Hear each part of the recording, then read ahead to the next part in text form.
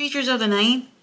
I don't even really want to put my energy and time into this review. I'm not gonna lie to y'all.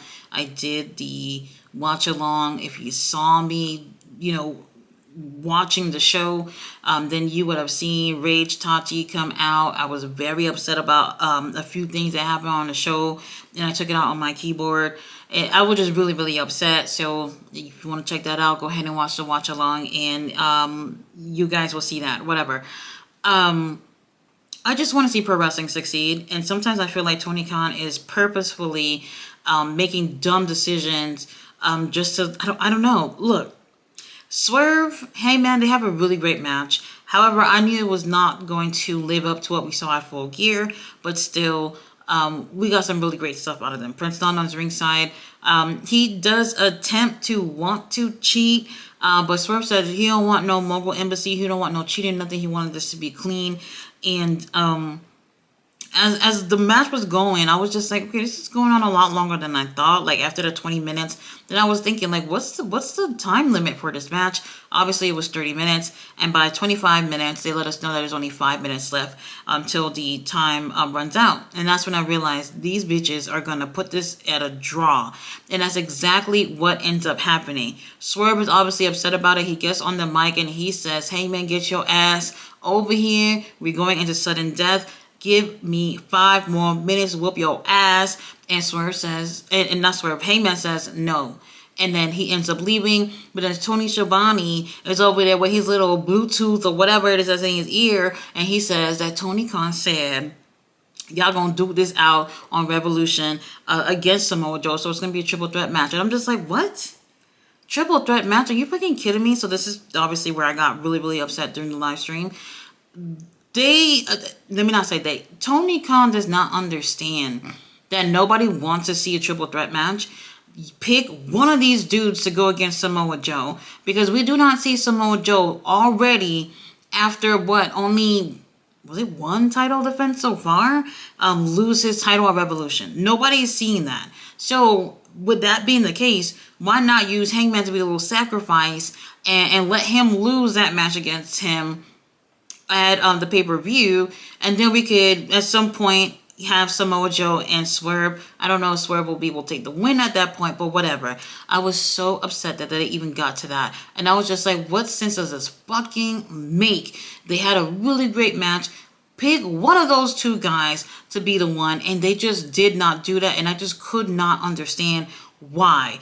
I'm obviously calm about it, but if this was earlier, y'all would have seen me just go the fuck off. And like I said, if you want to see that, go ahead and watch the live stream. Now after this, we do have Deonna Purrazzo, who joins the commentary team while Toni Storm is going against Red Velvet. They did have a decent match, but I was so upset about what happened earlier. I'm not gonna lie, I didn't focus on it the way I should have.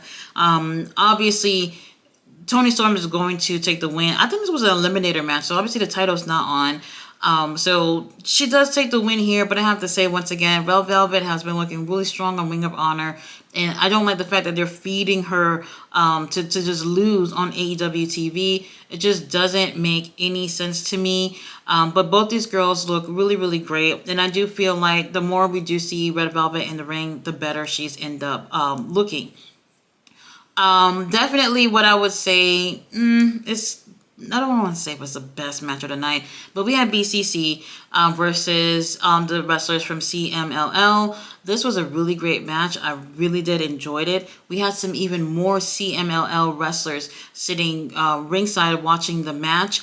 And I didn't really pay attention to them at first, of them being there.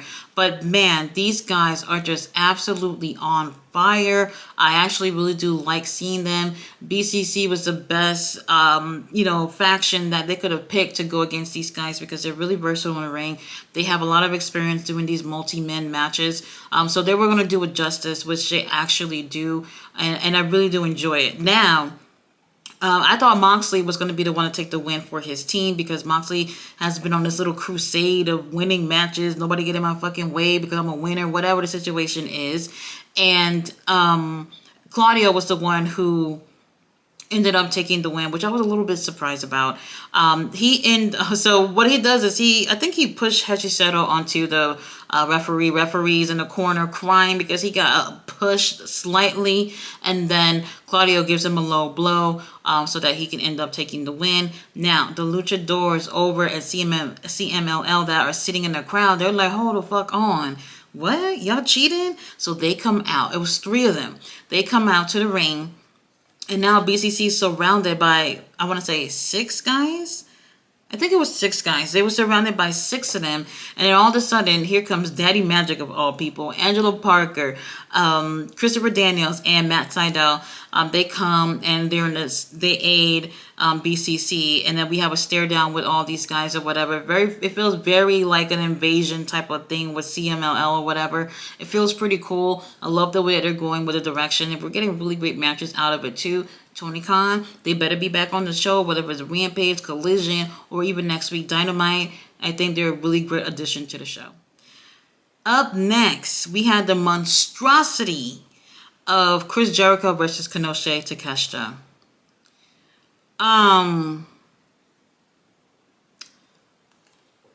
What was that?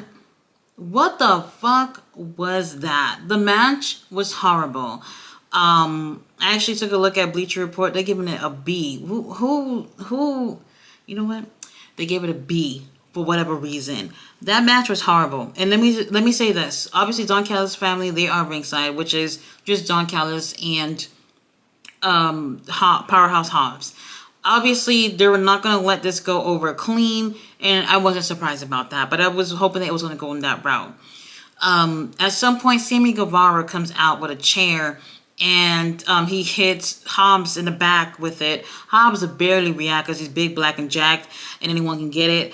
And he turns around and start getting into it with Sammy. And then at some point, Sammy hits him in the head with a chair. And I'm looking at that, and I'm just like, wait a minute. I thought we weren't going to be doing this shit anymore. And they end up fighting into the crowd, and we don't see these dudes anymore. Tony Khan, stop trying to make Sammy Guevara happen. We're not feeling him. He's a great wrestler, but you're trying to push this babyface sting on him. Keep him as a heel, because we don't like him in real life. At least most of us don't. Just keep him as a heel. Like, they keep trying this every few months, and it's just not working out. They're out, so it's whatever.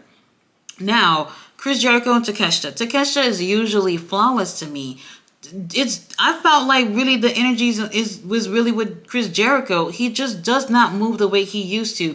He is not the wrestler that he used to be 20 plus years ago. He just not that type of guy, but he still keep putting himself in situations to fight against these young talent. And Takeshita, this is I want to say his second time doing a one-on-one match with him. He did do a match with him on DDT Wrestling back in November-ish or whatever. And he won that for whatever fucking reason. Now here they go running it back. And this was sloppy as fuck.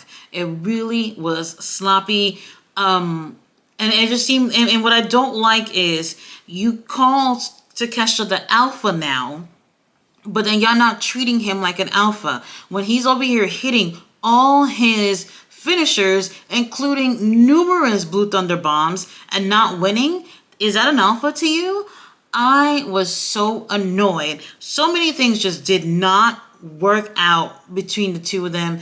I don't know what it was. Chemistry was off for me. Whoever it is that's saying that this was a good match have really bad eyes. Did not like this. However, one thing made this whole fucking thing worth it, which was Takeshita taking the win with Chris Jericho's Lion Tamer. That was the only thing worth seeing in this whole fucking match, to be honest with you.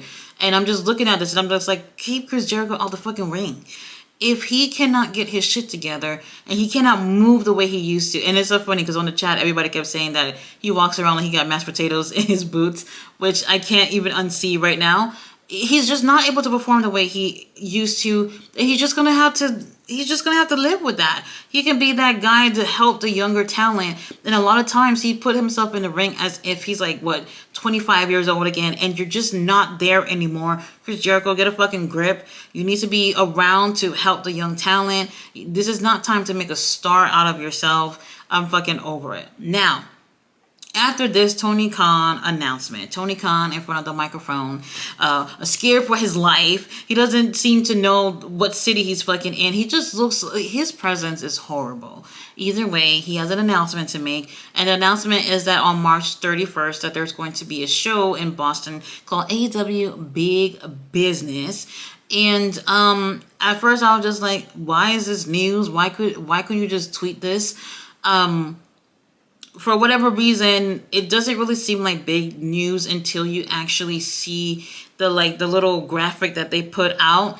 And it really looks like something that could be geared towards Mercedes Moné. They could just be jerking us off or whatever. And some of us don't like to be jerked off. So that could be a situation. I'm not 100% sure, but I would not be surprised if they were able to sign Mercedes. Personally, I would have loved to see Mercedes, if this is the case, for her to make a more of an appearance on, well, I guess it would be debut on the Revolution pay-per-view, either after Tony Storm's match or even before Tony Storm's match, whatever the situation is, for her to come out during that show. I think it would be huge if they would have saved that for the pay-per-view, but it looks like maybe it'll be at AEW Big Business. Whatever the fuck that is, I have no clue. Now on to the main event. AEW tag titles on the line. Big Bill and Ricky Starks versus Sting and Darby Allin. Exactly what I said was going to happen happened. You know, that Big Bill and Ricky was going to lose the titles. The match, I'm not going to lie, because of the predictability, it wasn't as interesting to me because I knew where they were going to go with it, and I feel like this is the wrong move. No shade towards Sting. No shade towards Darby Allin. Obviously, this is more for Sting. Him winning the title, he didn't need it. He really did not need it. This is Tony Khan once again doing things with his wrestlers, just I guess to show appreciation or whatever. And sometimes I feel like I get it, and sometimes I feel like this feels forced. This is one of those situations where it's just like, how the fuck do you take titles off of your young talent to give to Sting or anybody else at this point? Big Bill, Ricky did not get a real chance to be tag champions. They had been holding the titles for over 3 months now and this was their 6th title defense. We hardly got a chance to truly see what these young guys can do. This was the best that we've ever seen of Big Bill. This was Ricky Starks, I think, first title in Ring of Honor. I mean, not Ring of Honor, AEW. And I'm not counting the FTW title. That was shit. It doesn't really mean anything in terms of AEW, so I'm not talking about that. They're taking to give this title to Sting. Like I said, I have no issues with Sting at all. Everybody loves Sting, and he's just one of those guys who deserve to have all the best, especially with his career. But that's at the expense of the younger talent. That's at the expense of the future of AEW. These guys are never going to get a true chance when at the end of the day, Tony Khan prioritizes people who's been there and done that in this company. I mean, not company, but in wrestling, period. You know what I mean? And for me to sit there and watch a match and feel like I'm just going to be happy to see these titles get handed to Sting and Darby Allin, no fucking way. Was not happy about this at all. Now, and one other thing that made me upset in this match was Ricky Starks was going to hit Sting with a spear. And he's waiting. However, he's looking like he is hesitating. He looks like he feels some type of way. He's like, oh no, I don't want to hit a spear on the Stinger, man. I don't want to do this. And I'm watching him and I'm like, Ricky Starks of all people, the guy who is always showboating and talking about how he's the best and how he's the future of this company and pro wrestling, period. He's going to feel bad about hitting someone with a spear, even if it is Sting. It just felt really out of character. And I feel like they did that because they want us to feel like, oh, they lost because Ricky Starks felt some type of way of beating Sting. And I'm looking at that and I'm just like, no, Ricky's a heel. You should not give 2 fucks if it's Sting or if it's Ric Flair or Stone Cold Steve Austin, whoever it is. He should not even care. He should have just did it regardless. Now, here is Sting taking the win of this match with what's his name, Ricky Starks. And I'm looking at the situation, I'm just like, wait a minute, this, no shade towards Big Bill, but in that group, Ricky and Big Bill, Ricky is the bigger star. You look at him, and he is the absolute, no pun intended, future of AEW. And y'all let him get pinned out of the two. Are you kidding me? You have Darby put Big Bill through a table and leaves Ricky with Sting in the ring so that he can take the L for the team. Who is booking this show? I am just like, you just don't do that. Tony Khan, I think he looks at things for short term rather than long term. So if you were truly looking at this from a long term perspective, you would have gotten Big Bill to be pinned for this match. And that didn't happen. It is what it is. Wait, first of all, was it a submission? I think it might have been a Scorpion Deathlock for the whatever situation. It don't even really matter. All that matters is that Tony Khan did exactly what people would expect. A lot of people are so happy because they want to see Sting with a title before he retires, which is literally like another 3 weeks away. What the fuck are they going to do for 3 weeks as tag champions? Now, after this, Sting family come in the ring. They're celebrating and all that stuff. That's really nice for you, Sting. Great. But then here comes the Young Bucks fucking up the whole party and attacking Sting's sons, and then attacking Sting and Darby and everything.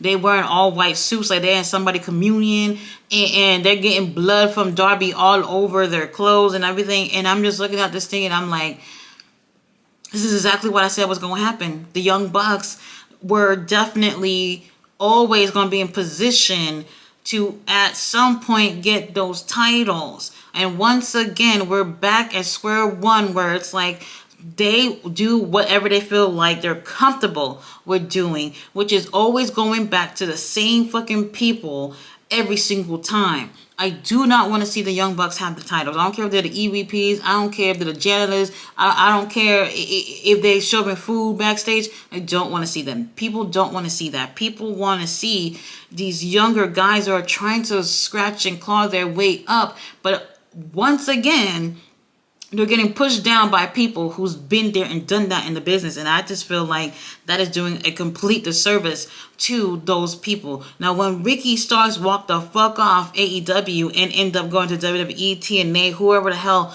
will take him, give him that check and make sure that they use him properly, he's going to feel justified regardless. He got whatever time he needed in AEW to move through his career. But somebody's going to get this young man and treat him the way he's supposed to be treated. And he's a star. And it's not just him, but it's a lot of other people on this roster. I just tired of seeing the same shit play out again and again, especially when you can see them from a mile away. Tony Khan, get at the fucking getter. You just, at times, is just clueless. I'm just wondering, is this a wrestling company, or is this is Tony Khan's, I'm putting whatever I see when I go to sleep at night and putting it on TV show. Nobody wants to see that shit. You gotta make booking the shows make sense, and it just doesn't make sense. And this is why these fucking arenas are empty, because nobody wants to come see the things that they saw 2 years ago. Nobody wants to see your company to be right back to where it was. We need to move forward, and I want to see AEW succeed. I want to see everybody succeed. And you're not going to move forward if you're giving the same bullshit like this.